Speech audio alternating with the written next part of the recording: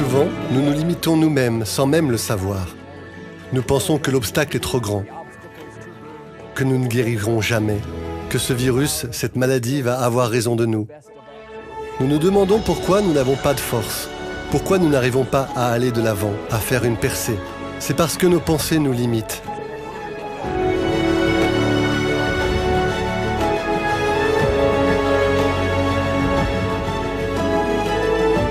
Nous attirons ce à quoi nous pensons constamment.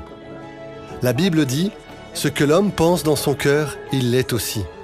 Vous ne pouvez pas penser à la défaite et avoir la victoire. Vous ne pouvez pas penser à la faiblesse et avoir de la force. Vous ne pouvez pas penser à ne pas pouvoir et accomplir vos rêves. Votre vie va suivre vos pensées. Et au lieu de réfléchir à des pensées de faiblesse, de défaite, d'incapacité, vous devez commencer à avoir des pensées de puissance. Pensez à ce que Dieu dit de vous. Cette maladie n'est pas de taille pour moi. Aucun virus ne peut arrêter ma destinée. Ce problème au travail n'est pas la fin de mon histoire. Les forces qui sont pour moi sont plus grandes que les forces qui sont contre moi. La victoire commence dans notre esprit. Le succès, les percées, les nouveaux niveaux dépendent de notre façon de penser. Mais Joël, cette pandémie me fait peur. Je m'inquiète pour mes finances. Je suis stressé par mes enfants. Cela attire plus de négativité. Cela vous rend plus faible, draine votre force, votre énergie, votre passion. Vous ne serez étonné de ce qui va se passer si vous commencez à avoir des pensées puissantes. Aucune arme formée contre moi ne prospérera. Dieu me tient dans la paume de ses mains. Il est le gardien de mon âme. Il m'a rendu intouchable par l'ennemi. Lorsque vous vous attardez sur ces pensées, vous sentez la force monter, le courage, la détermination. Ce n'est pas seulement être positif, c'est votre foi qui est libérée. Des années avant le décès de mon père, Victoria me disait qu'un jour je serais pasteur de l'église. Cela me semblait si loin. Jamais dans mes rêves les plus fous, je n'aurais cru que je parlerais en son nom le dernier dimanche de son vivant. Je me suis senti si honoré. Je me souviens que après l'avoir connecté pour qu'il ne puisse m'écouter au téléphone, j'étais convaincu que même si j'avais parlé espagnol, mon père aurait été fier de moi. Il voulait juste que je reste ici. Mais je suis monté à Saint-Luc après que nous ayons terminé et je suis allé dans le hall de l'hôpital. Les infirmières sont venues me voir et m'ont dit « Joël, on n'a jamais vu un tel éclat sur ton père. » Il était si fier.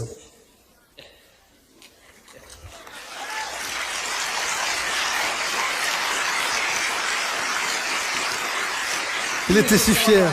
Bien sûr, je l'ai rendu fier. Et il était rayonnant. Je ferais tout au monde pour lui et pour toute la famille. Son rêve était que la famille continue son travail et que nous allons poursuivre son héritage de compassion et de partage de l'amour, de la miséricorde de Dieu avec cette ville et avec le monde.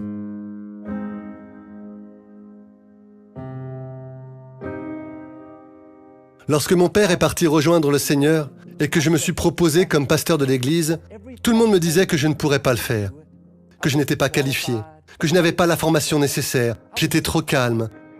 Si j'avais cru ces jugements, j'aurais manqué ma destinée.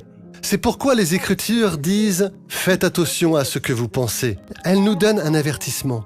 Vos pensées fixent les limites de votre vie. Tout ce qui me venait à l'esprit était des pensées négatives, effrayantes, intimidantes. Je devais faire ce que je vous demande de faire. Je n'ai pas continué à penser à ces pensées, parce qu'elles sont apparues. Je ne me suis pas attardé sur elles. Je n'ai pas cru qu'elles étaient vraies. Je les ai rejetées et je me suis mis à l'écoute de Dieu. Délibérément, j'ai pensé que je peux tout faire par le Christ. Je suis fort dans le Seigneur. J'ai été élevé pour un moment comme celui-ci. Père, merci de m'avoir équipé, habilité et oint. Des pensées m'ont dit « Personne ne va t'écouter, Joël. Tu n'as rien à dire. » Au lieu de croire à ces mensonges, je disais « Père, merci que ta faveur me fasse sortir du lot. » Dans les Écritures, il y avait un jeune homme nommé Méphibosheth. Il était le petit-fils du roi Saül et le fils de Jonathan, le meilleur ami de David. Méphibosheth est né dans la royauté, destiné à monter un jour sur le trône. Mais à 5 ans, son grand-père et son père ont été dans une bataille. Lorsque la nouvelle parvint au palais, la nourrice qui s'occupait de lui le prit dans ses bras et s'enfuit en courant, craignant que l'armée ennemie ne vienne le tuer. Dans sa hâte, elle a accidentellement fait tomber Méphibosheth, lui blessant les 2 jambes. Il est devenu infirme à vie. Parfois, des personnes bien intentionnées peuvent vous faire tomber. Cette infirmière avait de bonnes intentions. Elle essayait de l'aider, mais il est tombé. Les années ont passé et Méphibosheth a fini par vivre en exil dans une ville appelée Lodebar, l'une des villes les plus pauvres et les plus délabrées de l'époque. Le nom Lodebar signifie « sans pâturage ». C'est comme un terrain vague, sans verdure, sans endroit pour cultiver. Méphibosheth était le petit-fils du roi.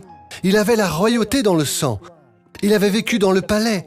Maintenant, il vivait dans les taudis, survivant à peine. Un jour, le roi David pensait à son ami, Jonathan. Il demanda à des hommes si un membre de la famille de Jonathan était encore en vie pour qu'il puisse être bon avec eux.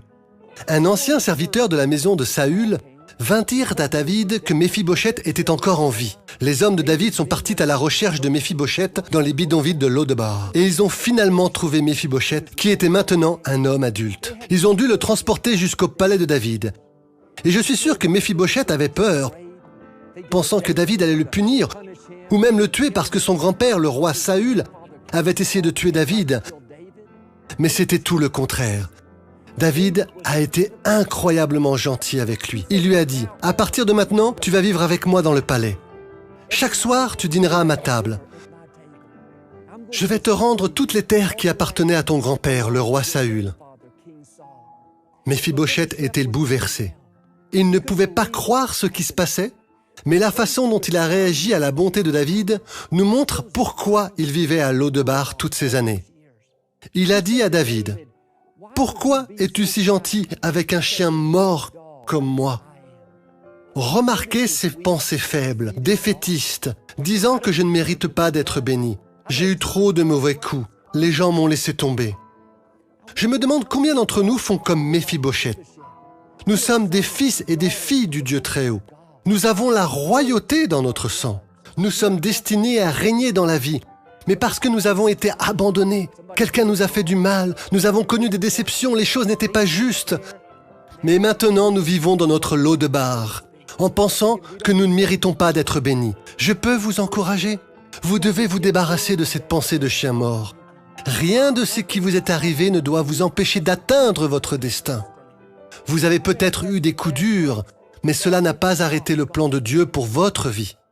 Maintenant, c'est à vous de faire votre part. Arrêtez de penser à des pensées limitées, défaitistes, indignes, et commencez à avoir des pensées de victoire, d'abondance, de faveur. Redressez vos épaules, tenez votre tête haute, et rappelez-vous qui vous êtes et à qui vous appartenez, un enfant du Dieu Très-Haut. Mettez-vous à son diapason. Comme les hommes de David sont allés à la recherche de Lodebar, Dieu vous cherche aujourd'hui.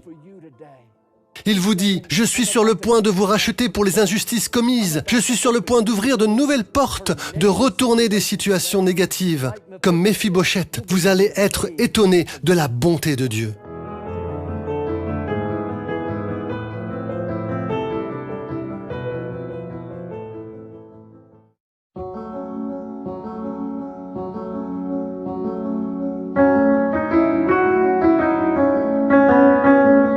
Les Proverbes disent « Faites attention à ce que tu penses, car tes pensées dirigent ta vie. » Laissez-moi vous demander, vos pensées vous aident-elles ou vous font-elles du mal? Avez-vous des pensées de puissance, de victoire, de bien-être?